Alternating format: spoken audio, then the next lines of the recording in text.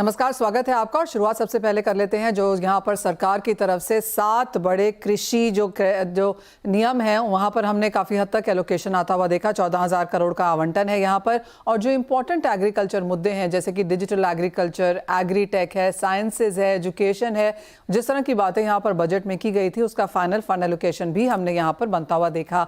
इन सब पर बात करने के लिए हमारे साथ India chamber of food and agriculture के चेयरमैन डॉक्टर MJ खान हैं। साथ ही साथ जुड़ेंगे केडिया एडवाइजरी के डायरेक्टर अजय केडिया और LKP सिक्योरिटीज के VP हमारे साथ हैं जतिन त्रिवेदी।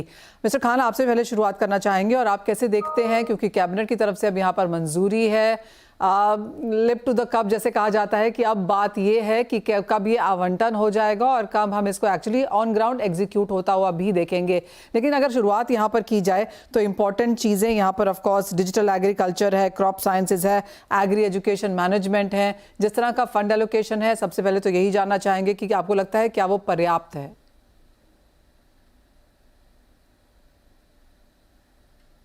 डॉक्टर खान, शुरुआत तो ठीक से हुई है, मतलब पर्याप्त ऐसा है, जितना ज्यादा हो उतना अच्छा है, लेकिन कम से कम बिगिनिंग हुई है और राइट डायरेक्शन में है और इसको हम लोग पुश भी कर रहे थे काफी टाइम से।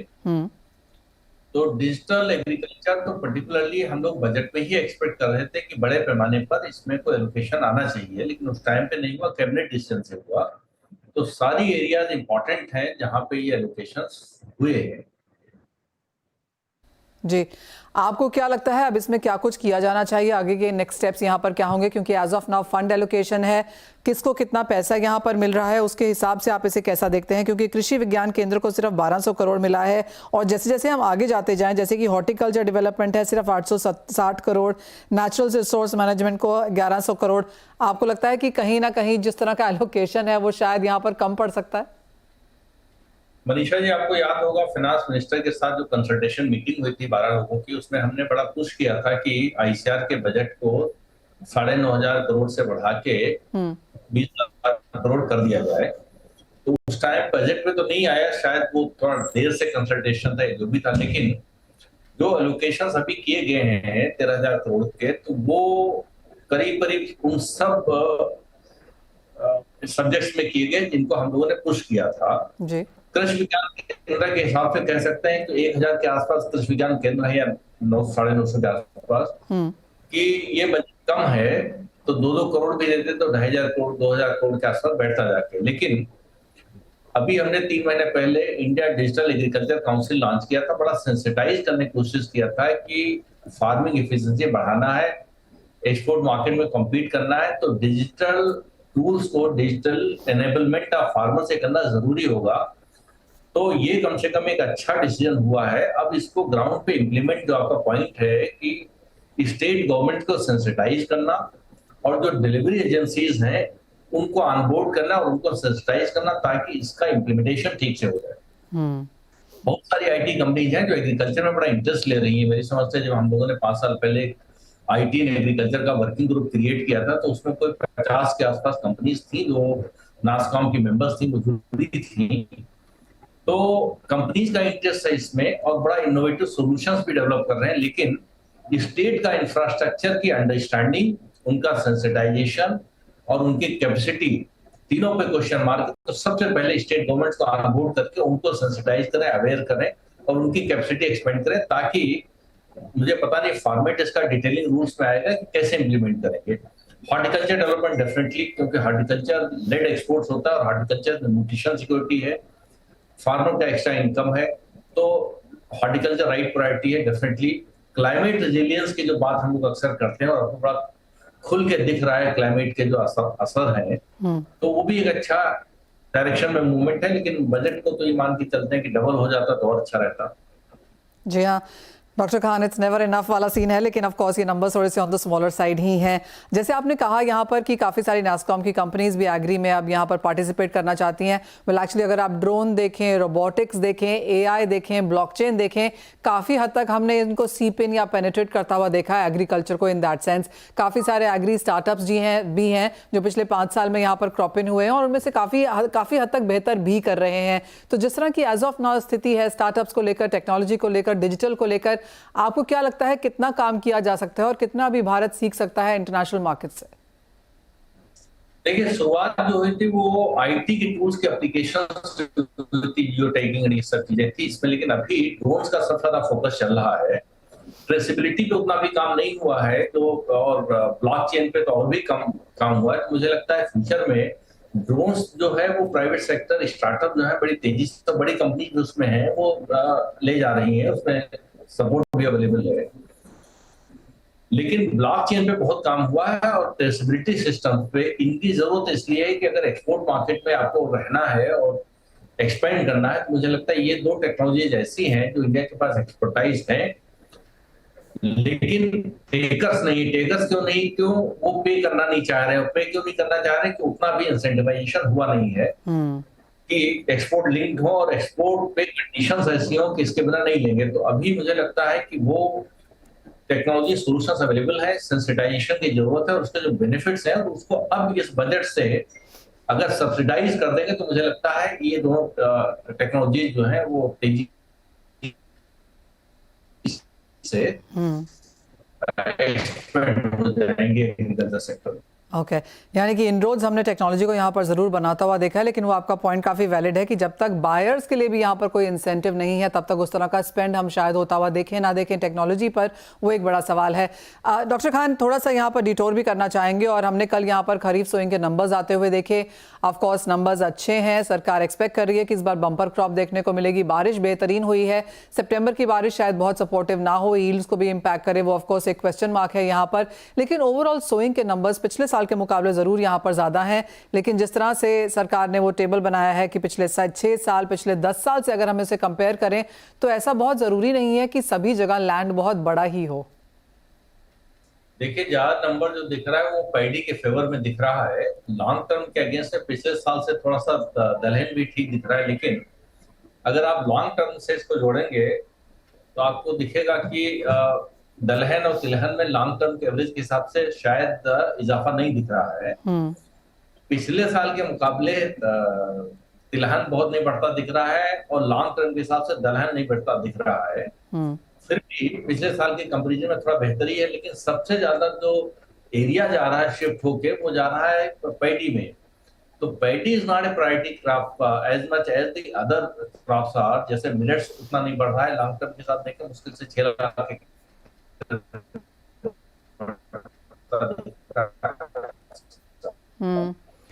तो मिलेट पल्सेज हो गया साल के कंपैरिजन में, थोड़ा दलहन इंक्रीज ठीक सा दिख रहा है। तो हमें लगता है और ज्यादा काम करने की जरूरत है। जो टेबल दिख रही लॉन्ग टर्म वर्सेज जो पिछले साल की है।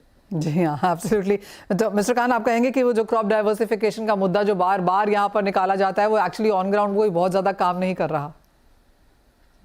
मुझे लग रहा है कि जैसे world bank funded diversification projects कुछ स्टेट्स में कुछ 20 साल पहले आए थे, फिर से टाइम आ गया है कि स्टेट वाइज डाइवर्सिफिकेशन के स्टेट लेवल के प्रोजेक्ट्स वर्ल्ड बैंक फंडेड हो, चाहे एशियन डेवलपमेंट बैंक फंडेड हो या गवर्नमेंट ऑफ इंडिया फंडेड हो। ज्यादा बोल्ड स्टेटमेंट होगा कि मिनिस्ट्री ऑफ रूरल डेवलपमेंट का जो इतना बड़ा बजट है 3 लाख करोड़ के आसपास का, मुझे लगता है उसका कम से कम 10% बजट उठा के एग्रीकल्चर में लगाते हैं तो रूरल डेवलपमेंट ज्यादा अच्छा हो जाएगा। बनस्पत सड़कें गाँव में बनाने के, रूरल डेवलपमेंट की जो और प्रायोरिटीज हैं, ज्यादा बेहतर प्रायोरिटी होगी रूरल इकोनॉमी स्ट्रेंथन करना। वो कैसे होगी? डाइवर्सिफिकेशन बढ़ाएं, हाई वैल्यू क्रॉप्स में इन्वेस्ट करें, रूरल डेवलपमेंट ऑटोमेटिकली हो जाएगा। तो कम से कम 10% बजट वहां का शिफ्ट कर दें अगर एग्रीकल्चर बजट नहीं बढ़ा सकते हैं। अदरवाइज फिर एक्सटर्नल सोर्सेज पे जाएं, एडीबी है, वर्ल्ड बैंक है, आईएमएफ है, इनसे पैसा। एब्सोल्युटली। एक और चीज़ डॉक्टर खान, और वो ये कि सबको ऐसा लग रहा है कि सितंबर के महीने में सरकार की तरफ से कोई बहुत बड़े रूल चेंजेस आते हुए नजर आएंगे। फिर चाहे वो ड्यूटी की कटौती है, चावल का एक्सपोर्ट है, ड्यूटी कटौती है एज इन सेंस ऑफ काबुली चना आएगा, शायद चावल के एक्सपोर्ट्स को यहाँ पर कुछ मिलेगा, चीनी को कुछ और बेहतर मिल सकता है, एथेनॉल में तो हमने आता हुआ देखा ही है। आपको क्या लगता है, जिस तरह की एक्सपेक्टेशंस हैं, आपकी बातचीत यहाँ पर लगातार इंटरनेशनल एक्सपर्ट से भी होती रहती है, सरकार की तरफ से भी होती रहती है, क्या ये एक्सपेक्ट करना कि सितंबर में चेंजेस आएंगे सही है, स्पेशली गिवन द फैक्ट कि ये फेस्टिवल सीजन है? अभी देखिए, थोड़ा क्राइसिस सिचुएशन जैसा मार्केट में लगेगी तो गवर्नमेंट रिस्पॉन्ड करेगी, क्योंकि government of India loves responding to crisis situations. तो प्रोएक्टिव होने की बजाय में responding to crisis is a old habit and policy responses आपने देखा है मार्केट में थोड़ा सा त्राही जब होगी। लॉन्ग टर्म में मुझे लगता नहीं कि अभी इस साल या ईयर लॉन्ग का अगर देखें तो कोई इंपोर्ट्स में ड्रॉप होने जा रहा है। पिछले साल का इंपोर्ट का लेवल मुझे लगता है फिर मेंटेन होगा दलहनों में, और तिलहन तो खैर लॉन्ग टर्म हम लोग उसी लेवल पे जा ही रहे हैं। और राइस का एक्सपोर्ट ओपन कर देना चाहिए, इसमें समझ में नहीं आ रहा है कि इस बार नंबर भी फेवरेबल दिख रहे हैं, स्टॉक्स भी बहुत ज्यादा है, जो स्ट्रैटेजिक रिजर्व है उससे डबल से ज्यादा स्टॉक्स पड़े हैं, तो क्यों सरकार राइस पे पाबंदी लगा रही है और एफसीआई के गोडाउन के कैरिंग कॉस्ट बियर कर रही है? ये किसी की भी समझ से बाहर की बात जा रही है। डॉक्टर खान, आपको ये भी लगता है कि गेहूं के इंपोर्ट्स खुलेंगे? वो एक और चीज है जो 2 साल से बाजार एक्सपेक्ट कर रहा है। मुझे लगता है खुलना चाहिए, इसलिए कि स्ट्रैटेजिक जो बफर रिक्वायर्ड है उससे कहीं ऊपर स्टॉक्स चल रहे हैं, तो why to carry, pay for carry cost, and then वो वेस्टेज जो होगा, मार्केट जो टैप करना है, खास करके पीरियड में वार सिचुएशन तो से पहले कोई पीरियड था, इंडिया के बारे में अच्छी हुई थी, वो ये पॉलिसी नीजर रिएक्शन की वजह से फिर वो कॉन्फिडेंस शेक होना शुरू हुआ है। तो मुझे लग रहा है कि कोई वजह नहीं बन रही है क्यों एक्सपोर्ट पर रिस्ट्रिक्शन लगाए सरकार, चाहे वो शुगर हो, चाहे वो कॉटन हो, चाहे तो उन पे खैर नहीं है, लेकिन जिन पे टाइम टू टाइम लगाते रहते हैं, राइस है, वीट है, इन सब पे लगाने की बिल्कुल जरूरत नहीं है। हम तो इससे एक स्टेप और जाना चाह रहे हैं आगे, कि अगर कहीं डेफिसिट सिचुएशन लगता है, मार्केट प्राइसेस स्पाइरल हो रहे हैं, तो इंपोर्ट कर लीजिए उतनी क्वांटिटीज, लेकिन एक्सपोर्ट मत रोकिए, नहीं तो उससे मार्केट के डायनेमिक्स डिसरप्ट होते हैं। वेल एब्सोल्युटली, बहुत शुक्रिया डॉक्टर खान हमारे साथ आज यहाँ पर जुड़ने के लिए, and whole host of agriculture पर यहाँ पर चर्चा भी करने के लिए। तो जैसे आपने कहा कि राइट डायरेक्शन में यहाँ पर काफ़ी सारे स्टेप्स हैं, लेकिन जिस तरह से हमने कल 7 स्कीम्स आते हुए देखी हैं, तो उनको इंसेंटिवाइज कैसे किया जाए, ऑन ग्राउंड इंप्लीमेंटेशन कैसा है वो देखना होगा। और ऑफकोर्स जहाँ तक बुआई के नंबर्स की बात है, क्रॉप डाइवर्सिफिकेशन अभी भी एक क्वेश्चन मार्क, और डायनेमिक जो नीतियाँ हैं सरकार की तरफ से, चाहे वो एक्सपोर्ट है या फिर इम्पोर्ट है, वो एक चीज़ यहाँ पर डेफिनेटली लागू करने की ज़रूरत भी है। लेकिन इसी के साथ एक ब्रेक का भी समय है, हम लौटेंगे तो चर्चा जारी रखेंगे। हमारे साथ होंगे केडिया एडवाइजरी के अजय केडिया और एलकेपी सिक्योरिटीज के जतिन त्रिवेदी। जुड़े हुए हैं सीएनबीसी आवाज पर। अब बात करेंगे यहाँ पर स्ट्रैटेजीज की। हमारे साथ अब जुड़े हैं केडिया एडवाइजरी के अजय केडिया और एलकेपी सिक्योरिटीज के जतिन त्रिवेदी। आप दोनों का कार्यक्रम में स्वागत है। अजय, क्योंकि बात यहाँ पर एग्रीकल्चर की हो रही थी और काफी सारे मुद्दे हैं यहाँ पर जो अभी सॉल्व करने लायक हैं, लेकिन जिस तरह से चिंताएं हैं गुजरात में बारिश को लेकर, सिर्फ गुजरात नहीं लेकिन बाकी काफी राज्यों में भी बारिश है, और चिंता यहाँ पर कॉटन, ग्राउंडनट, कुछ दालों को लेकर भी है। किस तरह की स्थिति आप यहाँ पर बनता हुआ देख रहे हैं, स्पेशली गिवन द फैक्ट कि सितंबर में और बारिश हो सकती है? नमस्कार मनीषा जी। देखिए, अगर हम देखते तो इस बार का जो मानसून है वो थोड़ा सा पेक्युलर अलग है, क्योंकि हम एल नीनो से ला नीनो की तरफ गए हैं। तो ये तो पता था कि बारिश काफी अच्छी होगी, और अब तक अगस्त मंथ तक की अगर आप बात करें तो बारिश काफी अच्छी रही, जिसकी वजह से ही हमने देखे हमारी जो प्रोडक्शन के नंबर्स है वो काफी अच्छे आ रहे हैं। लेकिन अब सितंबर में हम देख रहे हैं कि इसका डैमेजेस वाली जो न्यूज है, चाहे हम राजस्थान, गुजरात, महाराष्ट्र, एमपी, सभी जगह पे, तो मुझे लगता है कि अगला जो हफ्ता 15 दिन रहेगा ये काफी क्रुशियल रहने वाला है। वहीं अगर हम डिमांड की बात करें तो हम जैसे जैसे फेस्टिव सीजन में जा रहे हैं, तो पल्सर्स है, एडिबल ऑयल कॉम्प्लेक्स में भी पिछले 7 दिनों में हमने अच्छी खासी तेजी देखी। पल्सर्स में ऑलरेडी चाइना 8000 के ऊपर है। तो सभी जगह पे एक तरफ हम डिमांड में इंप्रूवमेंट देख रहे हैं, वहीं इस बार प्रोडक्शन ठीक ठाक अच्छे रहेंगे, लेकिन साथ साथ में कंसर्न्स है आगे जाके क्रॉप का से है। तो मुझे लगता है कि जो रिलीफ की हम एक्सपेक्टेशन कर रहे हैं वो होता नहीं है, क्योंकि ये पीरियड में जनरली फूड इन्फ्लेशन वैसे भी बढ़ता है डिमांड के चलते। तो मुझे लगता है पल्सर्स के अंदर अभी भी तेजी है वो जारी रहेगी, अनलेस एंड अनटिल और कुछ इंपोर्ट के सोर्सेस दिखते हैं, नया माल जब तक नहीं आएगा तब तक ये टाइटनेस रहेगा। वहीं मसालों के अंदर इनिशियली हमने एक अच्छी खासी रिकवरी दिखी थी, आज थोड़ा बहुत पुल बैक है, बट उम्मीद है जैसे हल्दी के अंदर अब रिपोर्ट आने लग गई है कि महाराष्ट्र में कहीं पे डैमेजेस है जो प्राइसेस को सपोर्ट दे सकता है, ऑलरेडी बॉटम आउट दिखाई दे रहा है। जीरे में और धनिया में भी हम देख रहे हैं कि सोई के नंबर इस बार थोड़ी पिछड़ सकते हैं, क्योंकि चने में, वीट में यहाँ पे प्राइजेस या एमएसपी की बात करें वो बढ़े हुए, वो ज्यादा लुक्रेटिव लग रहा है। तो काफी एक्शन रहेगा सितंबर मंथ में। ट्रेडिंग स्ट्रेटेजी के हिसाब से मुझे लगता है मसालों में बाइंग करके ही इस वक्त चलना चाहिए। आप अजय, मैं सेबी के नंबर्स भी देख रही थी जो कि कमोडिटी डेरिवेटिव मार्केट्स के लिहाज से दिखाते हैं। तो जुलाई के नंबर्स ये जारी हुए हैं जो अच्छा दिखाते हैं। पिछले मंथ ऑन मंथ के हिसाब से 20 से 25% का इजाफा यहाँ पर देखने को मिला है टर्नओवर्स में सभी एक्सचेंजेस के लिहाज से। एग्री में ऑफकोर्स यहाँ पर 27% की तेजी है, लेकिन उसके बावजूद भी फुल ओवरऑल अगर हम एग्रीकल्चर डेरिवेटिव्स के यहाँ पर नंबर देखें तो बहुत ही मिनी सिक्यूल यहाँ पर एक नंबर के तहत है। आपको लगता है कि सरकार को, सेबी को शायद यहाँ पर कुछ और करना होगा? जिस तरह की चिंताएं हैं एग्रीकल्चर को लेकर, हेजिंग मैकेनिज्म बिल्कुल भी नहीं। बिल्कुल, खास करके अभी हम केस स्टडी अगर देखें तो एडिबल ऑयल कॉम्प्लेक्स का देख सकते हैं। 2011 2021 में हमने काफी बड़ा जम देखा। उसके बाद से अगर आप वीसीपीज की बात करो, फार्मर इसमें भुगत रहा है, क्योंकि जो प्राइस उसको दिखती है स्विंग में वो अब नहीं आ पा रही है, और वॉलिटिलिटी की वजह से चाहे ट्रेडर हो चाहे स्टॉकिस्ट हो, सभी को इम्पैक्ट दे रहा है। नो डाउट हमने कमोडिटी में आज लगभग 12-13 साल निकाल चुके हैं, लेकिन अभी भी जो स्टेबिलिटी है हम देखते हैं, या वॉल्यूम पिकअप होना चाहिए वो नहीं हो रहा है। उसका एक मेजर कारण मुझे लगता है कि अभी भी जैसे फ्यूचर्स है बट ऑप्शंस काफी जगह पे नहीं है, तो अब हम देख रहे हैं रेगुलेटर और एक्सचेंज ऑप्शन की तरफ भी आ रहे हैं। सेकेंडली सबसे बड़ा जो मैं बार बार कहता हूं कि इंडिया वर्सेस भारत, क्योंकि इंडिया में आज हम फाइनेंशियल हब पे बैठे हैं, हमें पता है फाइनेंशियल लिटरेसी काफी हद तक अच्छी है, लेकिन जब हम भारत की तरफ जाते हैं तो वहां पे ये एजुकेशन के आपको हेजिंग करनी चाहिए, एफपीओ का पार्टिसिपेट, तो गवर्नमेंट अपने लेवल पे सब काम कर रही है। बट ये जो अगर हम ज्योग्राफिकली देखिए इतने बड़े हैं कि उस चीज को ग्राउंड लेवल पे रूट पे ले जाना बहुत टाइम लगता है। तो यहाँ पे मुझे लगता है काम करने की जरूरत है, क्योंकि वॉल्यूम जो अभी हम देख रहे हैं वो लिमिटेड कुछ बड़ी क्रॉप्स पे है, बट आई थिंक जो पार्टिसिपेशन का डेटा है ये काफी इंपॉर्टेंट है, क्योंकि यहाँ पे हमें देखना समझना है कि एफपीओ का, फार्मर्स का, या छोटे रूट पे, क्योंकि आज हम एडिबल ऑयल कॉम्प्लेक्स की बात करें तो बड़े प्लेयर्स तो इंटरनेशनल मार्केट में एक ऑप्शन होता है उनके पास हेजिंग के लिए, लेकिन छोटे व्यापारी जो हेजिंग के लिए हम बात करते हैं वो एक्सचेंज पे नहीं आ पाते। तो काफी चीजें हैं, जैसे लॉट साइज कम करना, तो ऑलरेडी हमने स्पाइसेस में देखे कि लॉट साइज थोड़े कम हुए हैं, बट और भी करने की जरूरत है। साथ में एजुकेशन मुझे लगता है कि काफी इंपॉर्टेंट रहेगा, जहाँ पे ऑप्शन का उपयोग कैसे किया जा सकता है यूज केस के अनुसार, ये मुझे लगता है बताने की बहुत जरूरत है, तभी जाके वॉल्यूम पार्टिसिपेशन और बढ़ती हुई देखेंगे। वेल एब्सोल्युटली जतिन, आपको भी इस चर्चा में शामिल करने के लिए, क्योंकि जो लेटेस्ट डेटा मैं देखती जा रही थी उसके हिसाब से एफपीआईज ऑफ कोर्स यहाँ पर सेबी ने अलाउ किया और वो बहुत बेहतरीन स्टेप भी था, लेकिन उसके बावजूद भी क्योंकि इंडिया में जो प्राइसेस हैं, हम ग्लोबल क्यूज लेते हैं, इंडिया में ट्रेडिंग जो हेजिंग है वो हायर कॉस्ट है compare to international markets, forex risk भी है, और साथ साथ जिस तरह से रेगुलेटरी मूवमेंट्स यहाँ पर होती हैं, काफ़ी सारी एग्री कमोडिटीज़ अभी भी इन सस्पेंशन पड़ी हुई हैं। तो आपको लगता है काफ़ी कुछ यहाँ पर ठीक करना होगा इससे पहले कि हम Indian participation and specially FPI participation बढ़ता हुआ देखें? Manisha ji, rules and regulation और जो नॉर्म्स है वो डेफिनेटली एक इनलाइन होना चाहिए। बार बार अगर ये चेंजेस आते रहेंगे तो वो जो है सेंटिमेंट जो है फंड इनफ्लो होने का वो बहुत असर हो जाता है।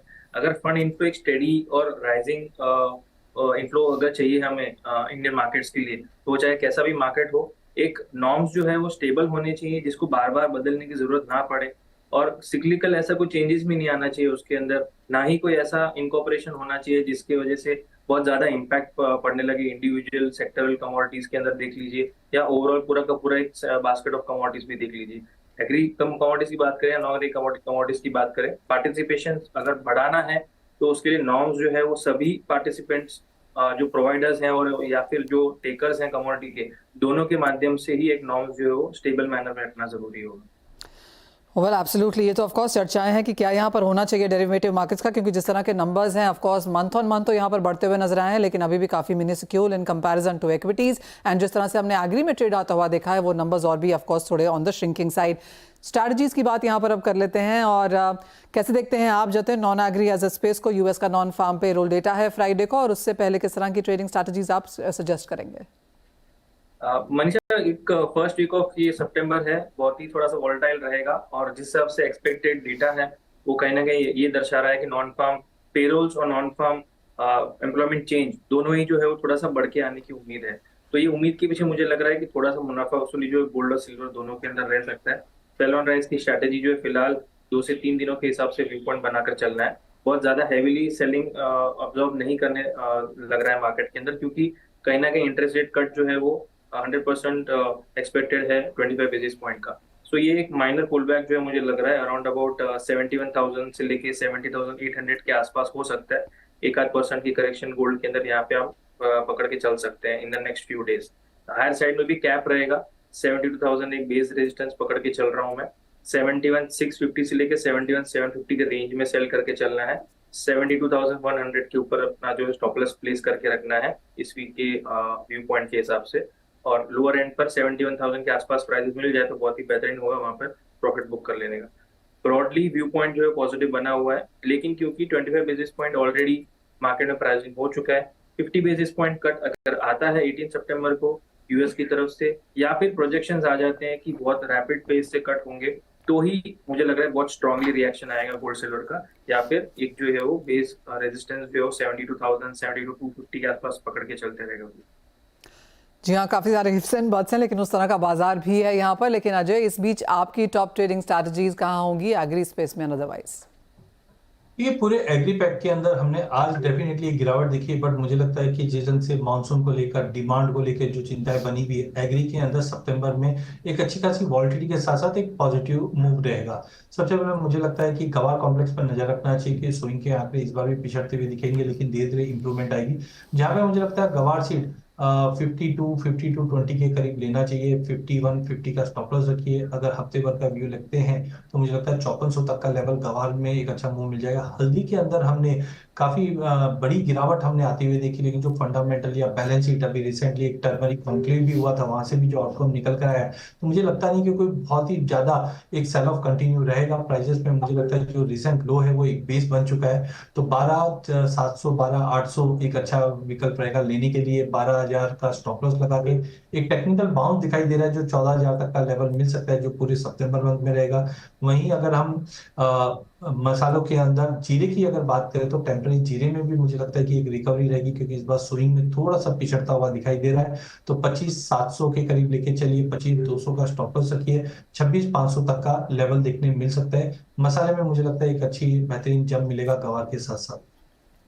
ऑलराइट, तो वो टॉप ट्रेडिंग स्ट्रैटेजीज भी हैं आपके साथ जो हमारे एक्सपर्ट्स ने शेयर की हैं। लेकिन इसी के साथ बहुत शुक्रिया अजय और जतिन, आप दोनों का ही साथ जुड़ने के लिए और उस तमाम चर्चा के लिए भी। हमारे पास इस शो में इतना ही समय है, एक ब्रेक के लिए रुकेंगे, जब लौटेंगे तो लेकर आएंगे आवाज समाचार।